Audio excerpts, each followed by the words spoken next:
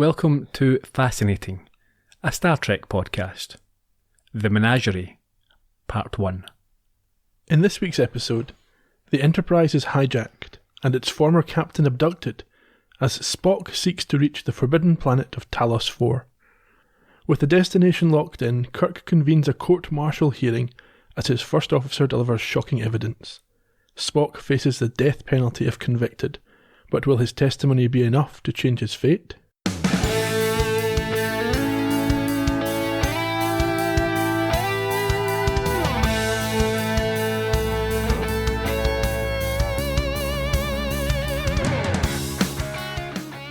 Appear to be healthy and intelligent, Captain.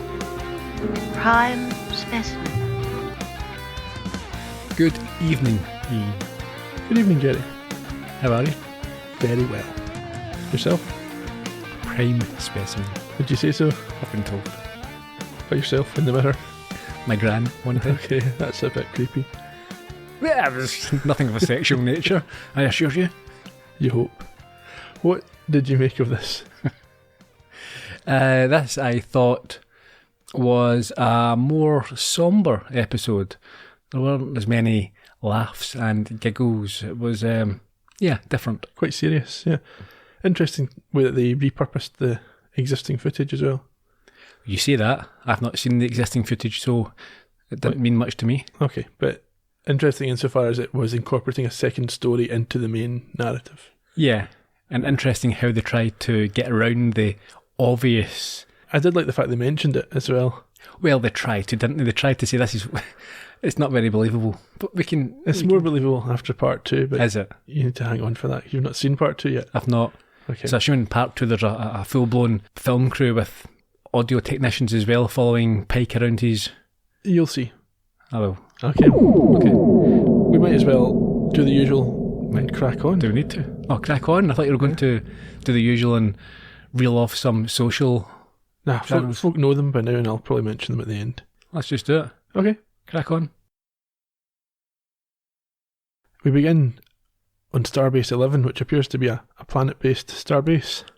It does. We see Kirk, Spock and McCoy beam down to a city-like place. The aforementioned Starbase 11. Now, what is Starbase? Are there other starbases? This is 11. Yes. There's at least 10 more. We've not been to any before, have we? Yes, we have. Yes, yeah, I think I remember asking the same question, and I think the answer was you didn't know and you tried to bluff it a little bit. Well, I don't know exactly how many starbases there are. Yeah, you call yourself the internet's foremost expert on all things Star Trek. No. And there's at least 43 people who claim that ahead of me. In any case, they're down there and are greeted by a woman who appears to have been waiting on them. Yes, she's obviously part of the Commodore's team, because she tells them that the Commodore is quite surprised that they're here. She's not sure why they changed course to come here. It seems the sort of thing they could have discussed before they arrived. Yeah, it does. Kirk likes to keep people on their toes. That's true. It's a mystery anyway. We've not really had this episode beginning with a mystery of this type yet. Yeah, that's a very descriptive word, I think, for this week's episode. It's a mystery. And we all like a mystery, don't we? We do, except for Kirk, because it gives him a bellyache. He tells this woman that they received a subspace message requesting them, but she denies this and walks off to the Commodore with them in tow. Yeah, Kirk kind of smirks as she goes. A cynic might suggest he thinks a simple woman wouldn't understand these sort of things. You think that's what he's thinking? I don't know, but if I was being harsh, I would suggest that I think he's maybe just amused by the fact that there's a bit of confusion. Yeah. When you hear the word Commodore, what do you think? Commodore 64.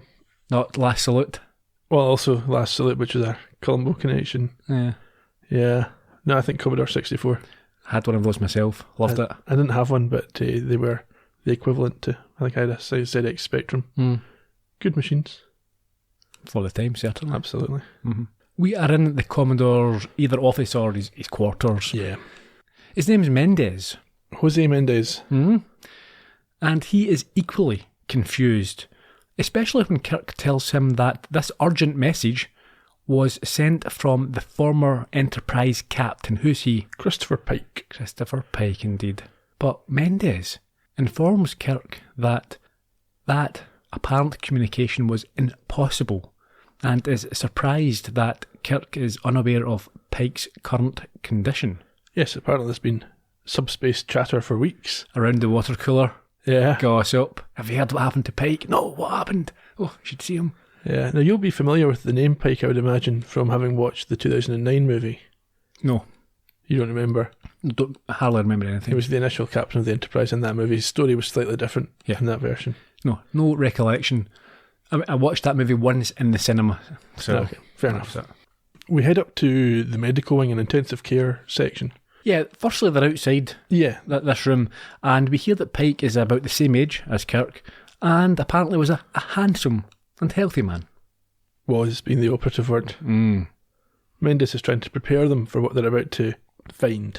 And interestingly, I think Kirk says that he met Pike when he was promoted to fleet captain before he took over the helm of the Enterprise from him. So Pike was promoted out of the Enterprise and Kirk came in to replace him. Okay, so a fleet captain's above a ship captain. Yeah, he's in charge of the whole fleet of ships. Yeah, the title would suggest that. It does. So McCoy, being the inquisitive medical type, asks specifically what's wrong, and Mendez recounts an accident on a cadet vessel. Yeah, it was some sort of explosion, a radiation. I think baffle plates, he says, ruptured, and McCoy immediately realises this means that Pike was exposed to delta rays as he saved the young cadets. Yeah, it's very heroic. I think he was pulling the survivors out. Yes, knowing the risks to himself. Yeah, and we should also mention that Spock, we're told here, worked for Pike 11 years, 4 months and 5 days ago. No, that's how long he worked for. That's not the gap. So Spock and Pike worked together for 11 years, etc. You are right, yes. Yeah. Anyway, that's them briefed, so they're going to head into Pike's hospital room, which does not slide open, but rather has a handle. Very old school. Yeah. The way Pike would have wanted it. They've obviously repurposed this building. The Roddenberry production office. Now, from the Commodore's warning and the ominous score, they enter with a bit of trepidation and see firstly the back of Pike until he turns around.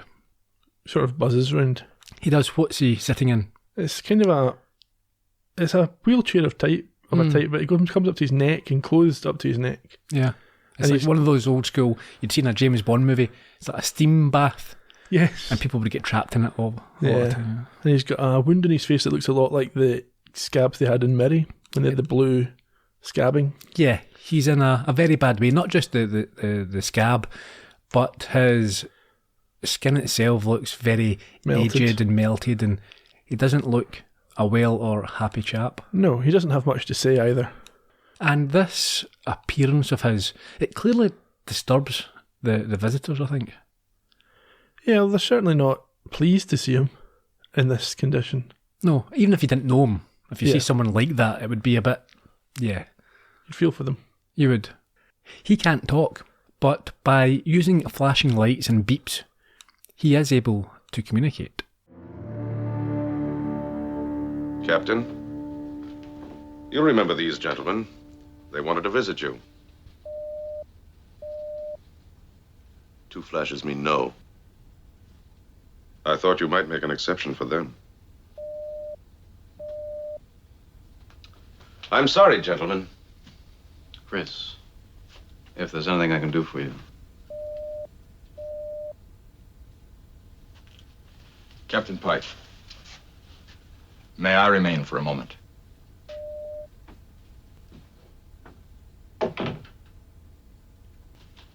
You know why I've come, Captain.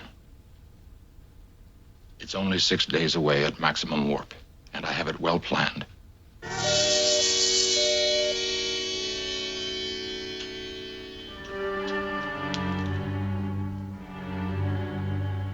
I have never disobeyed your orders before, Captain.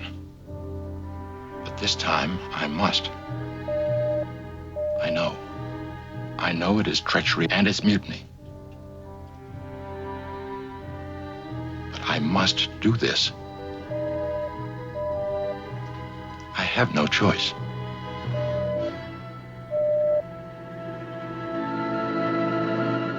Pike seems to be on the fence about this. When I was watching that, I was thinking that we're taking Mendez's word for it that 2 beeps means no. It might be the opposite. Maybe just sing yes a lot. Yes, yes. So that leads us into the credits. That was quite a long pre-credit sequence. Yeah, and we now know that Spock is the villain of the piece. Apparently Dramatic twist. So I can only assume that this is the last we see of Spock and he will be written out of the show. Well, we'll find out next week. Yeah. After the credits, we're back to Mendez's quarters. Kirk is asserting the facts from his perspective. He believes that Spock received the message from Pike, but Mendez challenges him. Yeah, I thought this was really good because Mendez he's quite angry. He's aggressively making his point.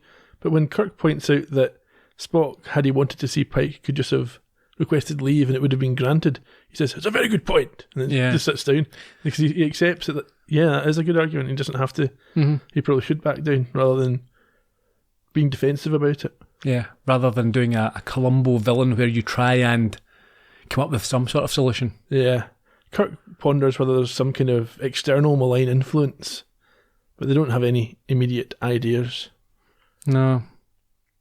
I must say that I immediately started to become a bit suspicious. I'm probably entirely wrong, but I don't trust Mendez. You don't trust Mendez? No.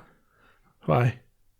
Well, just how he acts through the episode. Because he wears that flower on his shirt. See, maybe it'll be that I'm too cynical because of my experience in watching these type of shows, which have become more sophisticated over the years. So you're always looking for a twist or a baddie. So I'm watching this thinking, if this was made today, you'd turn out to be a baddie, but maybe not. Maybe it's not quite. No, I don't know. The same. We'll find out.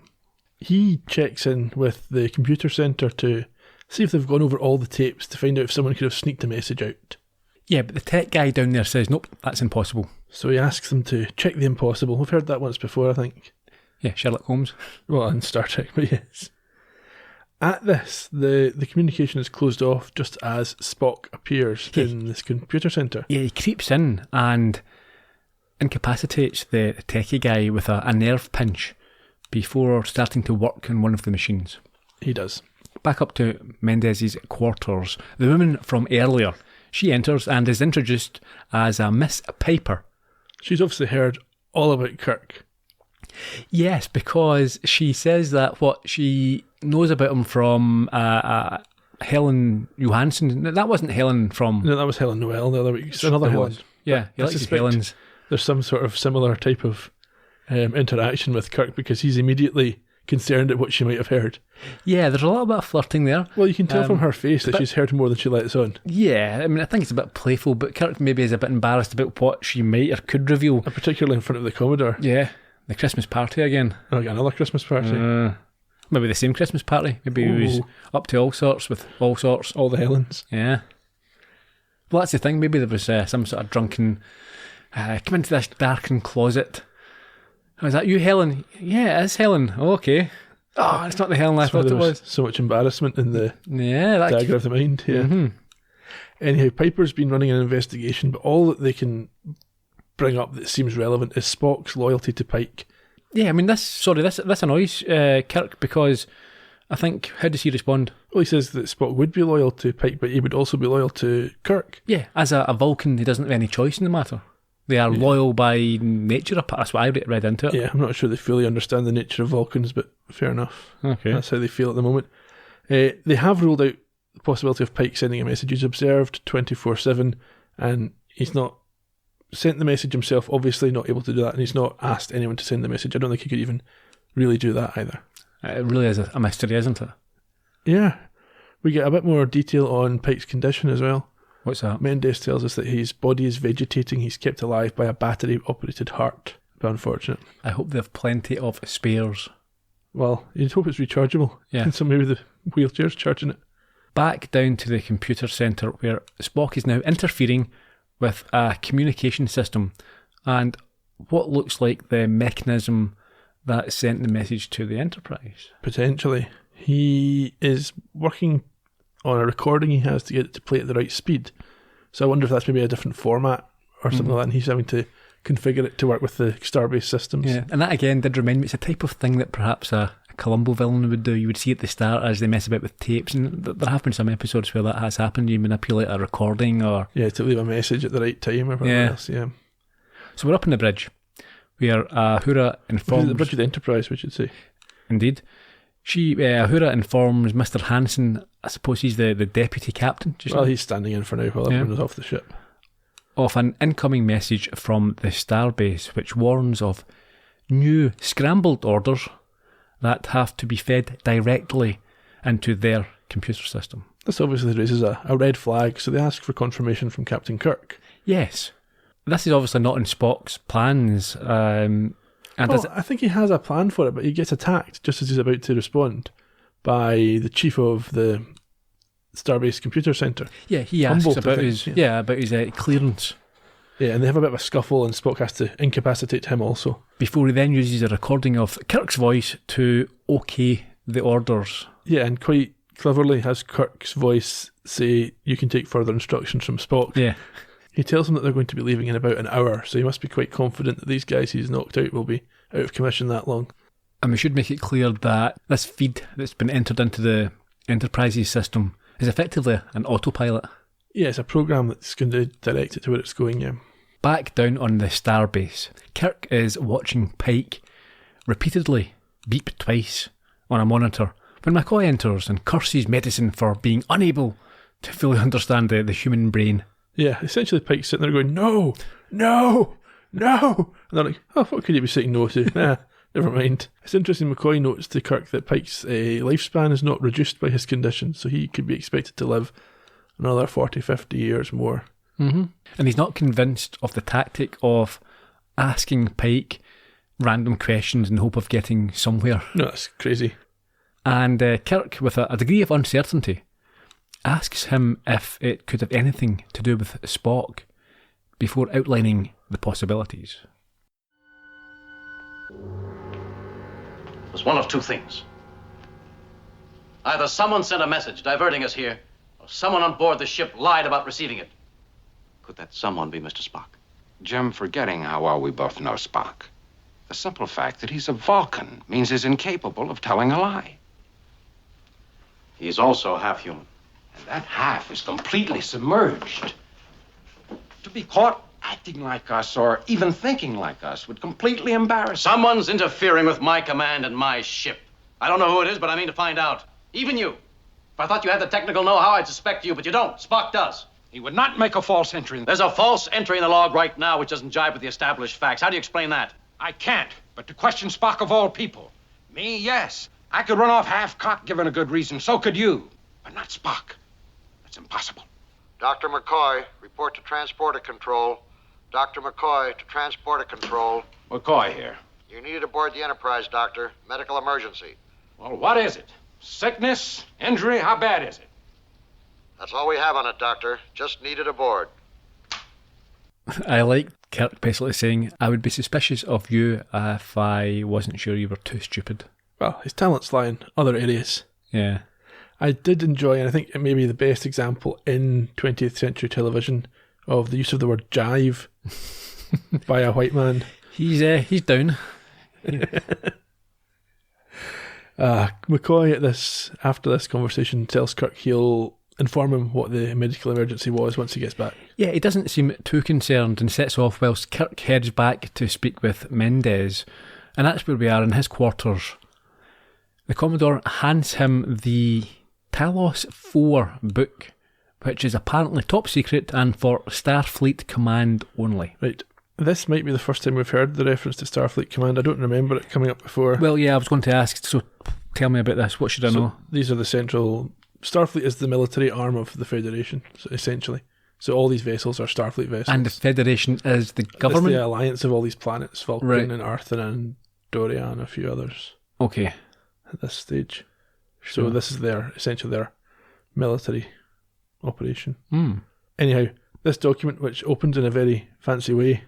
It does, but before they open it, what do we find out? I think all Kirk knows of the planet is that it has a General Order 7 and no vessel is allowed to visit it.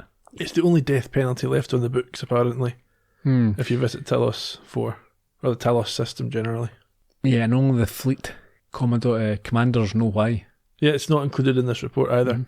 But what is in this report is information about who's been there before.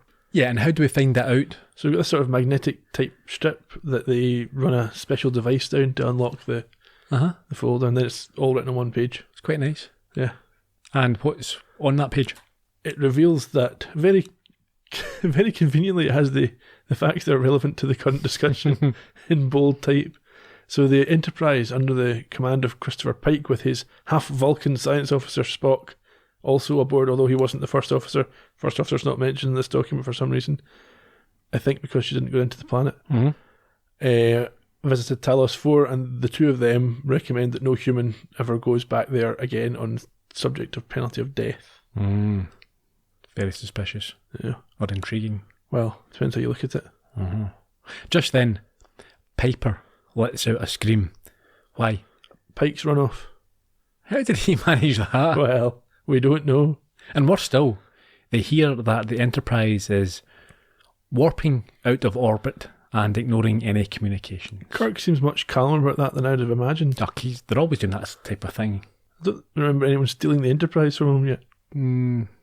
Anyhow, up on the ship. Yes, they are now out of the orbit, and Spock snaps at Hansen when he mentions the lack of a navigator and orders Uhura to maintain radio silence. Yes, he's going rogue here, isn't he? He is. And everyone's just accepting it at this stage.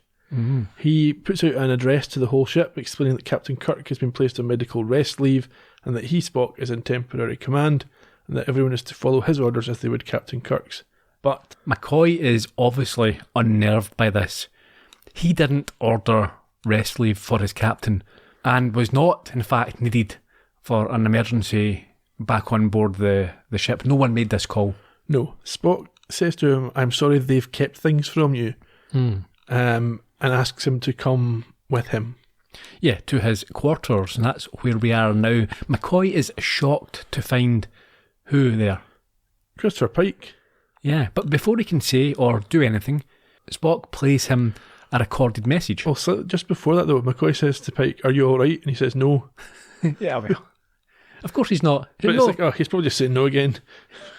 Yeah, well, it's a stupid question. Yeah, are you alright? No, I'm not alright. Look at me. My face is melted, yeah. Yeah, so this recorded message, apparently from Kirk, is played. What does it do? Say? It says, don't ask Christopher Pike any questions, just look after him and do what Spock says. And Pike flashes no at the end of that as well. Yeah, well, I think the whole time, actually, he's beeping no in the background.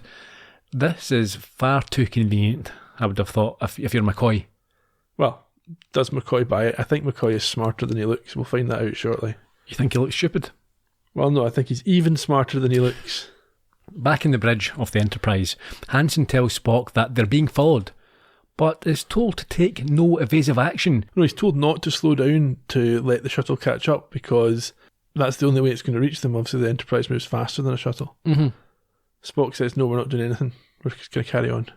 And we see inside this vehicle, what is it? It's a wee shuttle called the Picasso. I think that's only in the remastered version. I think originally it didn't have a name. Okay. But inside it, you've got Kirk and Mendez who are attempting to contact the Enterprise. Yeah, with no luck. And they know at this point that Spock is headed for Talos 4. Yeah, Kirk is certain that's what's happening, and they then have to make quite a big decision. Yes, they've reached the point of no return with their fuel. Do they turn back or do they continue their pursuit?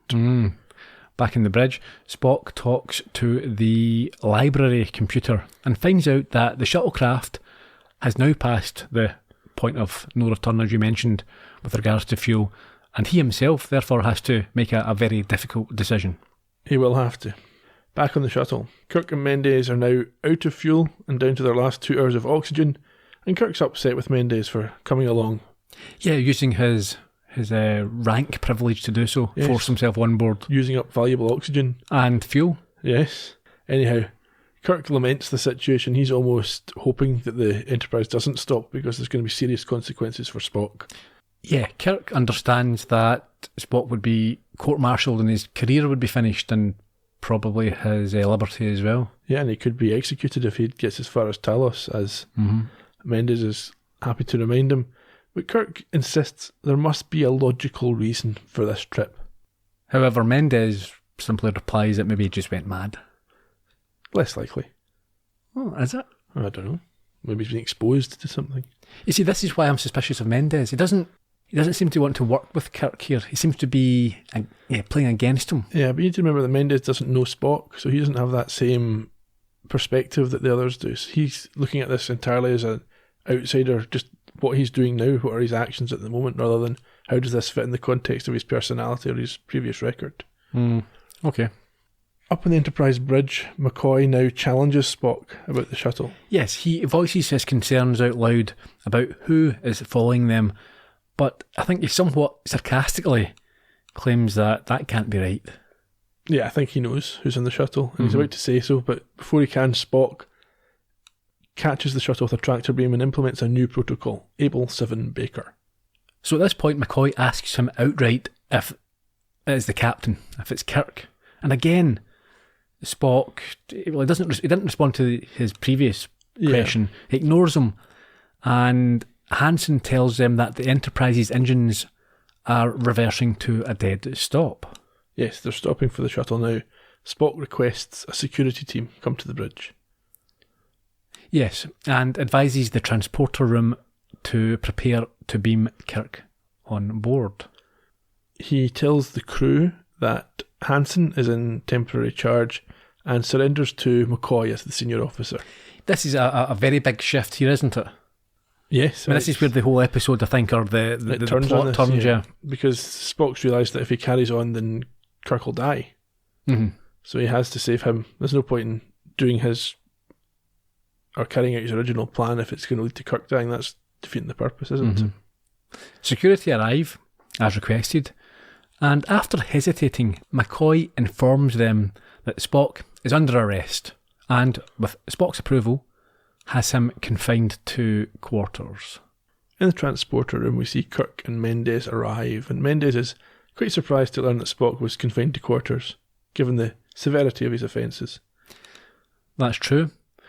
We also hear, Kirk assumes control again immediately? Yes, he gets given command back, and we get a report from Uhura that the engines have started up.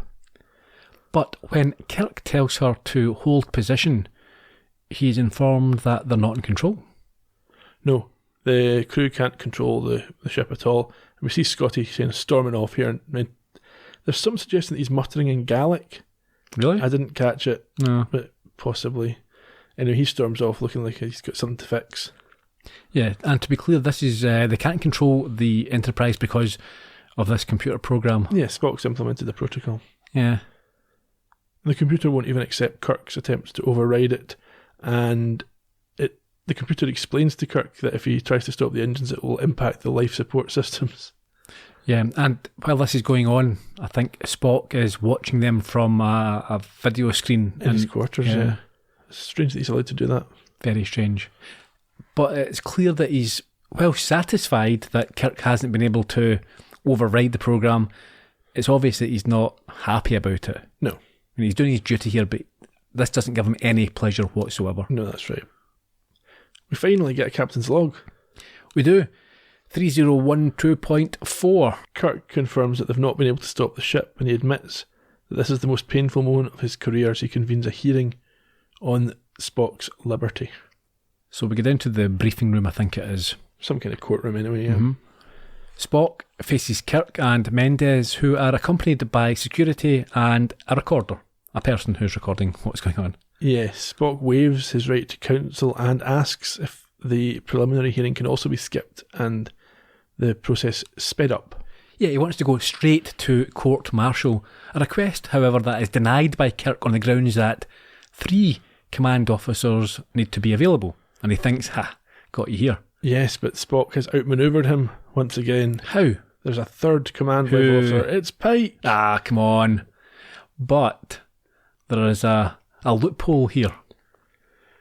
Yes, he's been left on active duty, which Mendez says is because they didn't have the heart to take him off. And from what Mendez says here, it seems like there's no leeway. The fact that there's 3 officers there, I mean, they have to proceed. Yeah, but that is the process. That is the written constitution or whatever. So yeah, it's not that they may have the hearing; they must have the hearing, obviously. And so Spock has got him with this cunning plan. We get another brief captain's log as Kirk notes that the court-martial is indeed proceeding and that Spock has initially pled guilty. Yeah, so we start the court-martial, now dressed in their finest judicial garb. Did you like their the gold collar Spock as well, yeah. Yeah. And with Pike now in attendance, Mendez begins by reminding Spock of the punishment due if the Enterprise gets to Talos 4. So I think it's he giving him a chance to stop it, yeah. So Spock notes that he's aware of that, and Mendez asks why they're going there. Yeah, he wants to know why he's so determined to get to this forbidden planet. And this is what Spock's been waiting for. Yes. He has Mendez explicitly confirm that his question is on the record, and this opens the doorway to him to introduce new evidence. Now, we alluded to this earlier. This video, this very professional looking video. Where does it come from? Almost as if it was a professional TV studio recording this. Very close.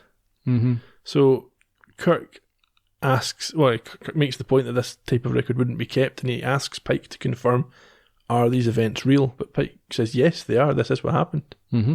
So the source is unknown, but the fact that this is genuine footage of what happened seems to be accepted. The footage shows Spock and Pike agree that there firstly is something heading their way. But at this point, Kirk shuts down the screen, and this is when I think Pike confirms it is genuine. It's genuine. But what Pike also confirms is that no such records were kept by the Enterprise crew. And Spock won't tell them where it's coming from. So on that basis, Mendez tries to rule this evidence out of order, but Kirk is happy to see more. Yes, so we now skip to this, it's not a flashback, but this footage from 13 years prior, and we see that something is still coming towards the Enterprise. Alarms are going off on the bridge, and they eventually work out what it is. Yeah, it's an antiquated radio wave, and their communications officer picks it up and is able to work out what they're saying. Yeah, it's a distress signal from Talos that was sent 18 years ago. Yes, and because of the antiquated nature of this signal, it would realistically take that amount of time to reach this. But it's a bit like the radio signals we send into space now, and you see them monitoring signals that are coming back as well. Mm-hmm.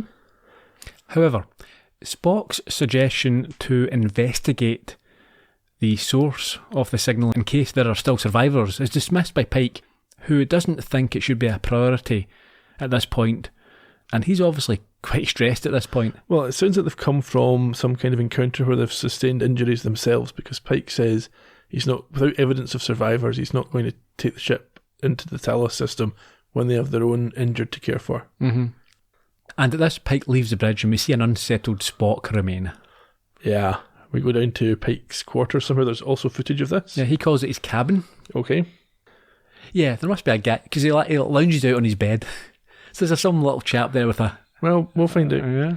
Dr. Boyce arrives. Yes, after he's communicated with really old school, antiquated device. Well, it's like the top of it's like the standard communicator, but then it's like not built quite as sturdily, is it? Yeah, it's almost as if there's no casing on it. Yeah. So Dr. Boyce is here with what you assume would be a medical kit.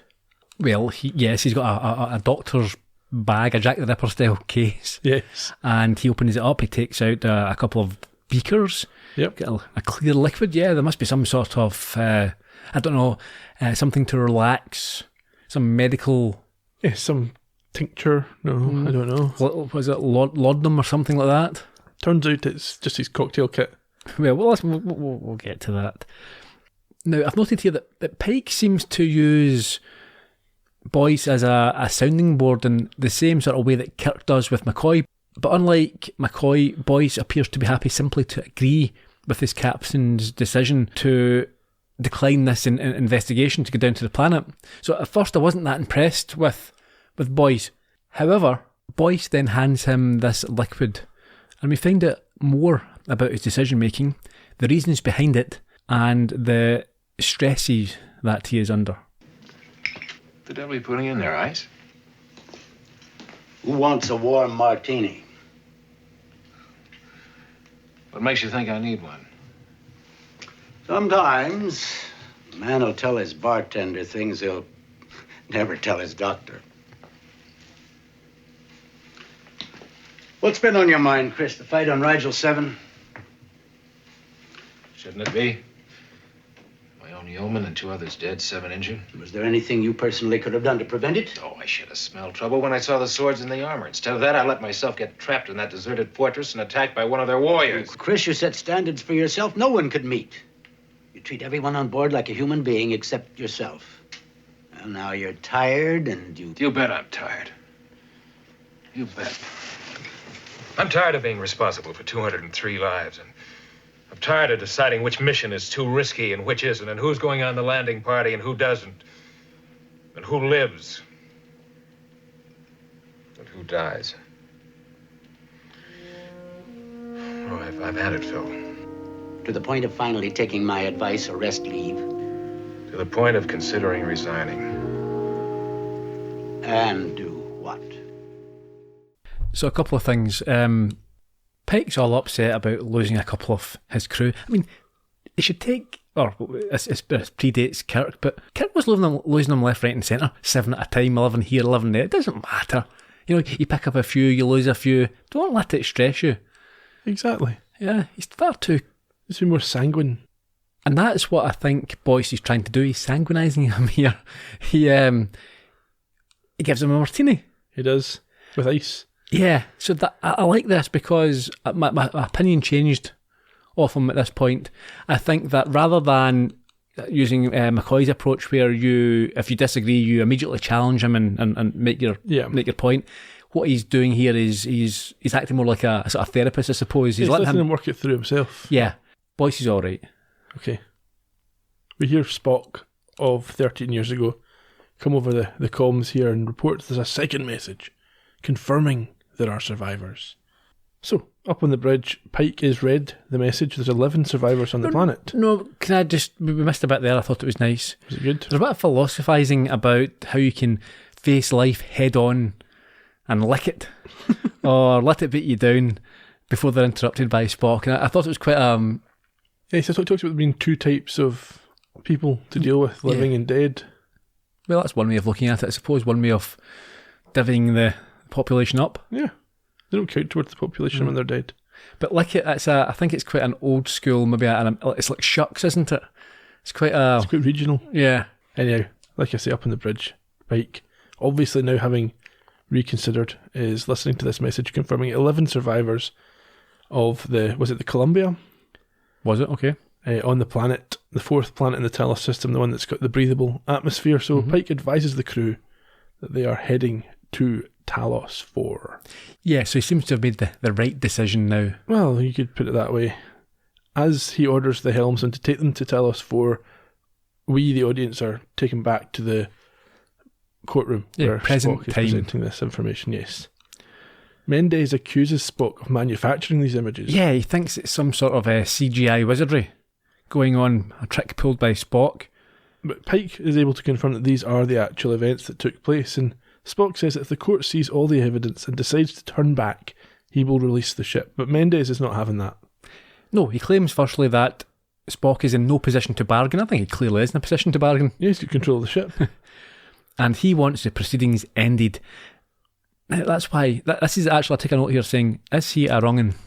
No, but what you find in some Star Trek, I think more the later shows, when you get admirals in this position instead of commodores more often, they're so often that the antagonists, there's a name for them, they get called badmirals. Right. So he's maybe a bomber. No. What would you call a bad commodore? Yeah. But I mean, that is a cliche in even in T.G. Hooker, with Shatner I've been watching recently, there's always like he's on the streets fighting crime and doing it his own way and breaking a few rules, and the lieutenant or the captain comes in and says, you can't do that, you're off the case. It's that type of... Well, it's the same in Columbo sometimes. Every time you see his superiors, they're always hamstringing him.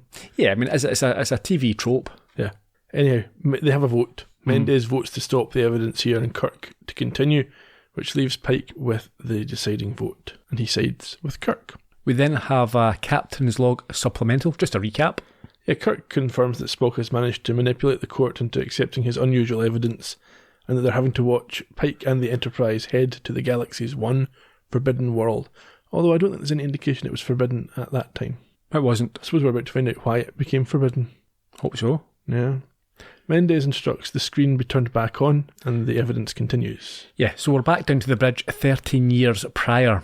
Yes, the Enterprise is now in orbit of Talos 4, and the geologist reports that the atmosphere is breathable and the gravity is more or less okay. I think it's 0.9 of Earth's. So Pike organises a landing party that includes Spock, and Royce, but not number 1, as she has to remain as the experienced officer in charge. Now, I recognised number 1. Yes, that's Majel Barrett, played number 1. She got dropped because the network made Roddenberry choose between her and Spock, basically. And he chose Spock. Over his wife? Yeah, I don't think they were married at that point. No? That wouldn't have amused her, I don't imagine. He brought her back. She got to be Chapel. This Tyler guy, who you've not mentioned and I've not mentioned, is also on the bridge. He reports that there's shiny objects that could be the ship, so they're going to get set down a safe distance away. In the transporter room, they change into their warm jackets. They don't normally do this. This is something different. No, and the other thing I quite liked was that the transporter chief was clearly wearing working overalls. It wasn't anything uniform or fancy. It was like proper overalls. Yeah, he's more of an engineer down in the... working man. Yeah.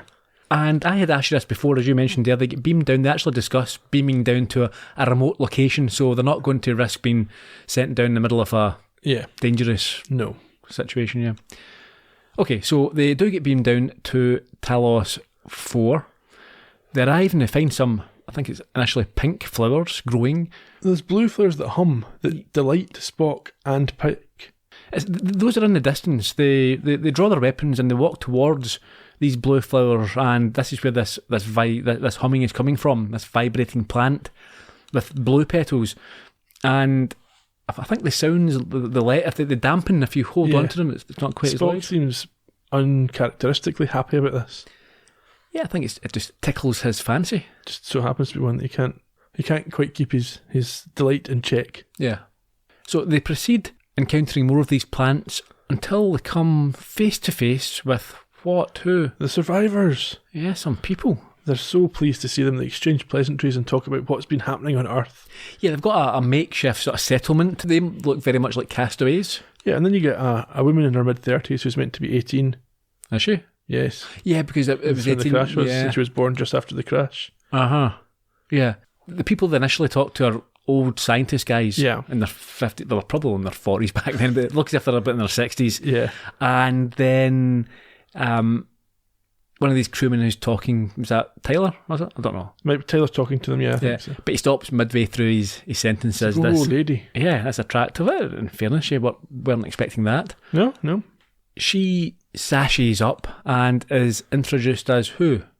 Vina? Correct, yeah. And they say that she was born not long after the crash and her parents are dead. It's quite a lot of information to be given when you first meet somebody. Yeah, why do they care, or why do they need to know this right now? It's almost like they feel they have to explain why this group of middle-aged men have got a young woman in their camp. Because, have you built a sex robot? Definitely not a sex... no. We get a shot now of these three other women with giant heads. Is it women? They're all played by women. One of them is played by the salt vampire from the first episode. Ah, right, yes. Yes, these alien types are viewing from some other room. They're sort of human-like, but they've got massive skulls, sort of brain skulls, and they throb a little bit. Yeah, on the steroids. One of them nods to the others, who set off and obviously know what they have to do. Yeah. Pike is in contact with the Enterprise at this stage. He's trying to set up a recovery of the survivors, and number one wants scouting and scientific parties to be approved. Yeah. But he is distracted by Vina, who refers to him as a prime specimen, as we heard in the intro, causing one of the men to, for some reason, apologise. I suppose it's her use of language is a bit, yeah. Yeah, he explains that she was brought up by elderly scientists, so... Call people prime... Well, they've been calling her a prime specimen the whole time. Is this what's been going on? She wants to show the captain, and I would quote, our secret. So that's another twist. Uh-huh. At this point, Boyce shows up and he is suspicious. Yes, he says that their health, he must have carried out some tests, is almost too good. And by almost too good, I think he means too good. Yeah. And one of the men, yes, as you're right to say, says, let Vina show your captain the reason for this and we'll accept your judgment on that. Yeah, but there's a touch of the Corby about him, because he says that they've discovered something that the Earth might not be ready to learn about, and that's sort of the view that Corby had. Yeah, actually, it's exactly what he said, wasn't it? That's why he wanted a new planet to himself. Mm-hmm. Nonetheless, they say that Vina can show Pike what this secret is. And as you said, they'll accept his judgment. So she guides him away from the camp and up some rocks. Yes, she says that he is a perfect choice and that he'll feel better soon. He can't see anything and doesn't understand why he's here, what she's alluding to. And then we see it was a trap. Yes, both Vina and the other survivors vanish, along with all their encampment. And a shimmer, yeah. And a door opens in the rock face near to where Pike is, and he is knocked out and dragged away. Yeah, by the two of the big heads. Yes. Tell me how he was knocked out. Did he get zapped? He's a little like a magic Harry Potter wand. Yeah.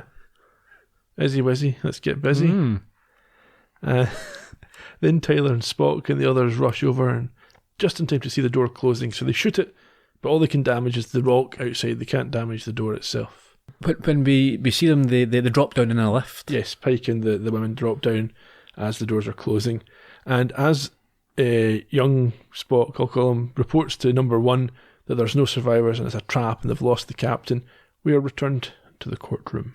Yes, to the present time, with Kirk closing the video and Pike looking on with perhaps a mixture of maybe horror and understanding. I think he's getting more information about what happened now. He wouldn't have seen this. Yeah, he wouldn't have known all of this, yeah. Yeah. Uhura then communicates with an urgent message for Mendez.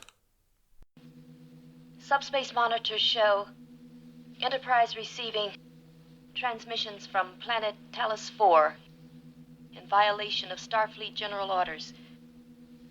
Receiving transmissions from Talos 4. And the images we've been seeing are coming from Talos 4, sir. Captain Kirk is hereby relieved. You are ordered to assume command of the Enterprise. Disable vessel if necessary to prevent further contact. Message signed, Comsol Starfleet Command. Mr. Spock, you're aware of the orders regarding any contact with Talos 4. You have deliberately invited the death penalty. You've not only finished yourself, Spock, but you finished your captain as well. Commodore must be aware that Captain Kirk knew nothing of this. And you're aware that a captain is responsible for everything that occurs on his ship. I order you to return this vessel back to manual control. Spock says no. He declines to do so, and so Mendez warns him that he's now earned the consequences of his actions. And he leaves with his yeoman, and Scotty and McCoy take Pike out. And with Kirk left alone, you see him, I think he now realises his situation. Well, he speaks to Spock before Spock leaves. Mm-hmm. And he asks him if he knows what he's doing.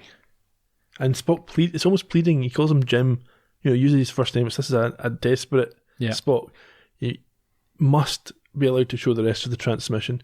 His career, Kirk's career, and Pike's life are on the line. Yeah, Kirk doesn't respond to this. He orders him to be locked up, and when he's on his own, you see the sort of distress or the pressure, the realisation of the pickle. He's lost his ship. He has, This is a big deal. Uh-huh. There's not an easy way out of that unless Spock... He can only rely on Spock convincing the panel that everything's above board or legal. Yeah, so it's certainly putting a strain on the trust in the relationship. We get a message on the screen that says, to be concluded next week. Oh. This is the only two-parter in the series. Is it? Yeah. Right. Quite interesting. Very interesting, yes. I like Mendez.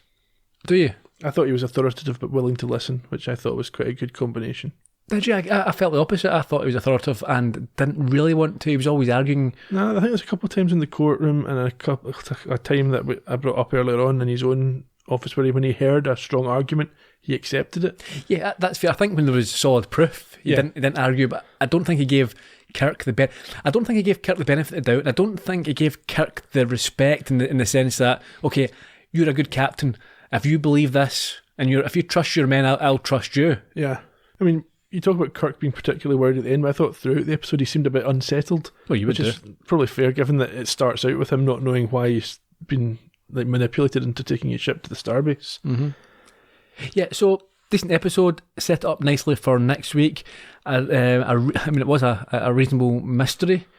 I'm not sure, I must admit at this point, I'm not sure what's going on. No. I'm not trying too hard to work out because I'll enjoy it next week as it unfolds. But I had one question for you about this and see what you thought. So when Pike is going telling Spock no. Do you think he's doing that for Spock's sake? I think he's trying to say, look, you're going to ruin your career here. Don't know yet. Okay. Yeah, I wasn't sure myself. Well, I'm assuming that Pike's a decent guy, or he certainly was when he started out. Is he saying, no, I don't want to go back here because of the horrors it could be that happened to him? He's don't take me there. It's traumatised. We've banned all humans from this place for a reason. Yes, I think maybe he's saying, no, I don't want to go back to that place. People who like Christopher Pike might be excited at the latest rumours that he's getting his own series. With the same... Pike, number 1, Spock on the Enterprise. Is the real... Well, tell me, we can do some trivia just now. Is the original Pike still with us? Come to him next week. Oh, okay. I do have some information about others who were involved in this, so we'll do the trivia, shall we? Why not? Original air date 17th November 1966. The Menagerie Part 1 was the 3rd episode, directed by Mark Daniels, with another 12 to follow.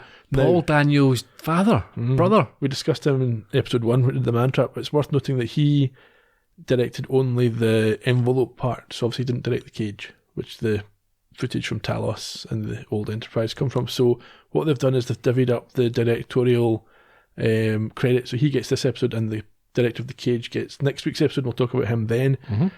I think there was an approach made to him to come back and do this episode, but he didn't like the series and didn't want to get involved. Okay. So that's the story that I read. No. Basically.